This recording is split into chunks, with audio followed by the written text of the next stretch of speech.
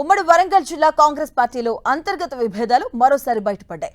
MLA Kadiyam Srihari వ్యవహార శైలి ప్రస్తుతం హాట్ టాపిక్ గా మారింది. మంత్రి కొండా సురేఖకి కనీస సమాచారం ఇవ్వకుండా ఆ శాఖ అధికారులతో కడియం అధికారిక సమీక్ష నిర్వహించడం పట్ల మంత్రి కొండా సురేఖ తీవ్ర ఆగ్రహాన్ని వ్యక్తం చేశారు. ఈ విషయమై ఆమె సీఎం రేవంత్ రెడ్డికి ఫిర్యాదు చేస్తూ 3 పేజీల లేఖ రాశారు. కడియం శ్రీహరి ప్రభుత్వ పరిపాలనా విధానాలను మంత్రిగా తన అధికార పరిధిని పూర్తిగా బేఖాతరు చేశారని సీఎంకు రాసిన లేఖలో మంత్రి సురేఖ పేర్కొన్నారు. దేవాదాయ ధర్మాదాయ శాఖకు సంబంధించిన పరిపాలనా విధాన నిర్ణయాలు, అధికారిక సమీక్షలు, అభివృద్ధి కార్యక్రమాల పర్యవేక్షణలు పూర్తిగా సంబంధిత శాఖ మంత్రి పరిధిలోకి వస్తాయని కొండా సురేఖ స్పష్టం చేశారు.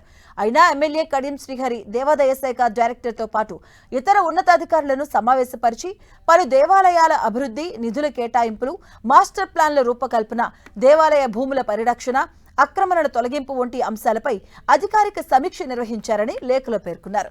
అధికారులకు గడువులు నిర్దేశించడం వంటి చర్యలు చేపట్టడం పరిపాలనా పరంగా తీవ్ర అభ్యంతరకరమంటూ ఇది ప్రభుత్వ రూల్స్ ఆఫ్ బిజినెస్ స్ఫూర్తిని ఉల్లంఘించడమేనంటూ మంత్రి సురేఖ స్పష్టం చేశారు.